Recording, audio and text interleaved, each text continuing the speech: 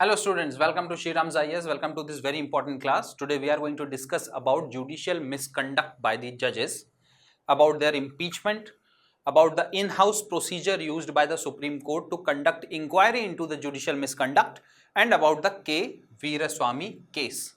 Now this whole thing is in news because cash was found from the house of Yashwant Verma. We have already done this. Yashwant Verma is the justice of the Delhi High Court, and cash was found from his house. Now it has been 2 months. We have already done a video on this. You can see that questions are raised by the Vice President of India on the whole process of the in-house inquiry. Why an FIR is still not lodged against the judge? Why an inquiry is not being made? So what are the concerns of the Vice President of India? If you see, he wants the judiciary to revisit the K Veeraswami case, the K Veeraswami judgment of 1991. This was an important judgment which provides immunity to the judges. Also, he is saying that the in-house procedure does not have any constitutional premise, does not have any legal sanctity. So, some kind of legal sanctity needs to be provided to the in-house procedure also.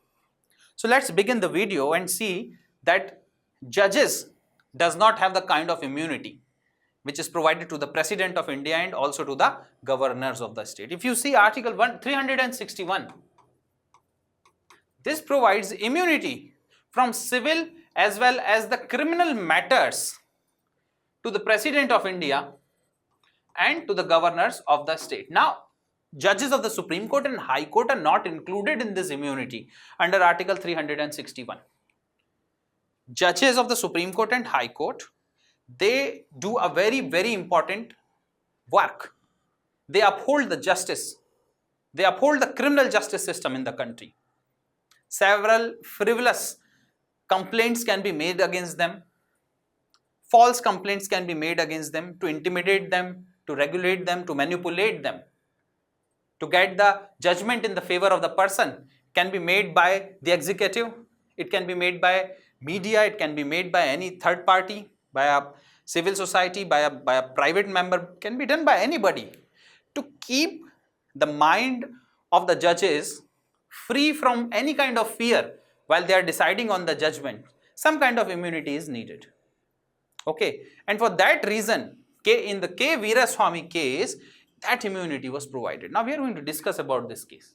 What was the K Veeraswami case was all about? This was a case of 1991. It was decided in 1991 by the Supreme Court of India. There was a judge whose name was K Veeraswami. He was the Chief Justice of the Madras High Court from 1969 till 1976. Just a few months before his retirement, some charges of corruption resurfaced or surfaced against him. He went to the Madras High Court against the FIR which was lodged against him by the CBI. The High Court refused to quash the FIR. Then he moved to the Supreme Court, and finally Supreme Court in 1991 decided on his matter, and two important questions came in front of the Supreme Court.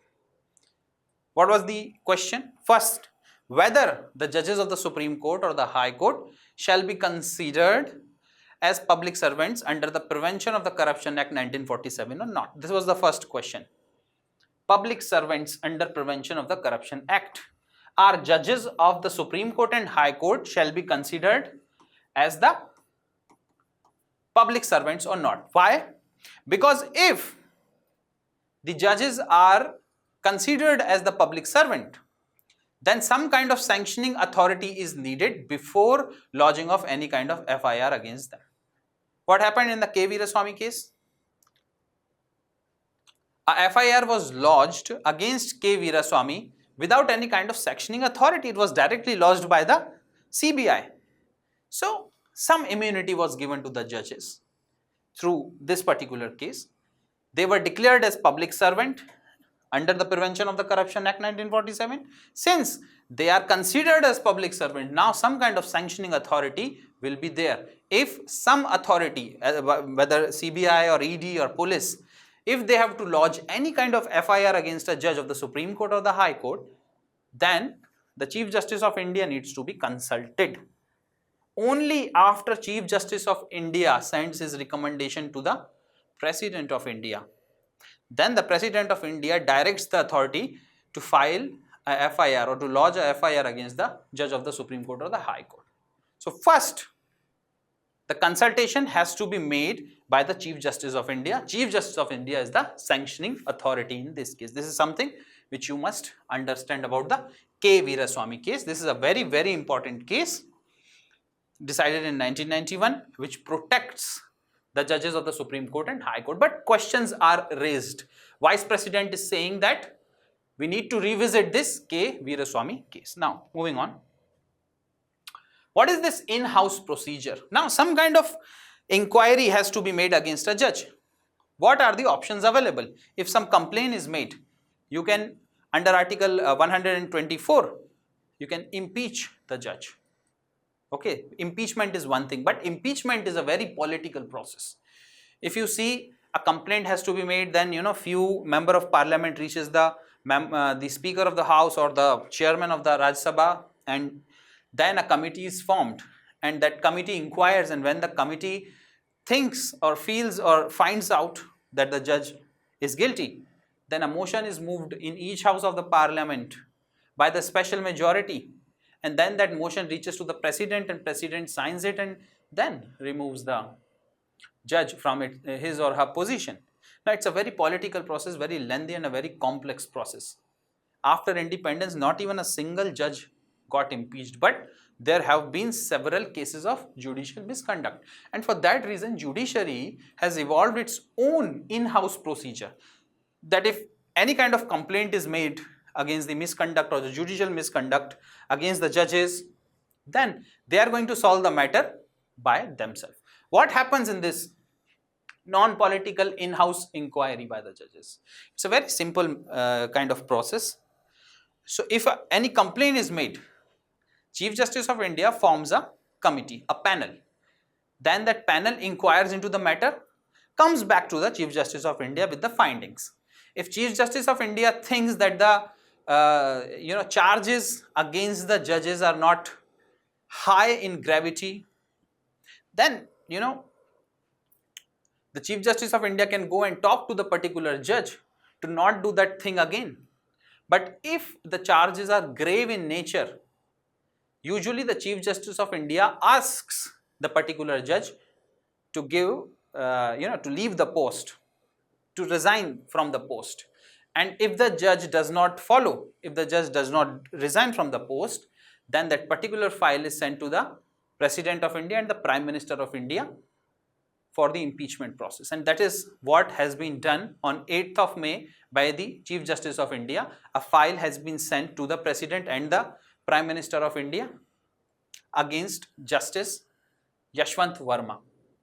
And that is the reason why we are studying this. So this is the whole in-house procedure which is developed by Supreme Court of India and several of its judgment in 1991 and then in 1995. It's a non-political process mostly involving judges. It is very difficult, very different from the impeachment process given under Article 124, clause number 4 of the Constitution of India. Now, moving on. What are the concerns which are raised by the Vice President of India? Now, Vice President of India is saying that the K Veeraswamy judgment has made the Supreme Court and executive handicapped. Because of the immunity which is provided to the judges, executive cannot lodge any kind of complaint or any kind of FIR against a judge, and it becomes very difficult to start criminal investigation against the particular judge, which has also happened in this case. Now, if you see, Chief Justice of India does not have much say in the whole process. What the Chief Justice of India can do against a judge who has been involved in judicial misconduct? The Chief Justice of India cannot remove the person. The Chief Justice of India can only transfer the judge. Justice Verma is transferred from Delhi to Allahabad, his parent High Court, but that does not solve the problem. So the Chief Justice of India can transfer the judge, or Chief Justice of India can withdraw all kind of work from the judge, but cannot do anything like starting a criminal investigation, and the reason for that is the K Veeraswami judgment. Now the Chief Justice of India is bound to start the in-house inquiry, in-house procedure, and through that procedure only things happen. That is why the Vice President of India is concerned about this particular judgment and how it is, sort of making the executive handicapped when it comes to investigation. He has also said that investigation is the domain of the executive. Executive can do it in a better manner using all the scientific technologies which are available to the executive in doing the inquiry or the investigation. Okay. Adjudication is the domain of the judges, but investigation is the domain of the executive. Let it do it. But this particular case, K Veeraswamy judgment stops or makes the executive handicapped from doing so. In-house procedure. What are the concerns of the Vice President on in-house procedure? He is saying that it should be transparent, it should be accountable, it should do expeditious justice, and should be devoid of peer concerns. So he thinks the in-house procedure is not transparent, it is not accountable, and it takes into consideration the peer concerns. What is this peer concerns? That the judges who hang out together, who sits together and talk together, they are the one deciding on the misconduct of their brother judge. That is where the peer concerns comes into play. It's a very tricky thing. How can you be harsh towards your own friend or towards a person you meet every day? That is the concern, but they have to be ruthless. That's what the Vice President is saying. So I hope you enjoyed this class. We have talked about the impeachment process. We have talked about the in-house inquiry procedure of the judges. We've also talked about the K Veeraswamy case, tried to understand it, and what are the concerns which are raised by the Vice President of India. This is a very important case which is going to maybe revisit it in future, and let's see what happens in the case of Justice Yashwant Verma in future. Thank you very much for joining with me. Have a nice day and Jai Hind.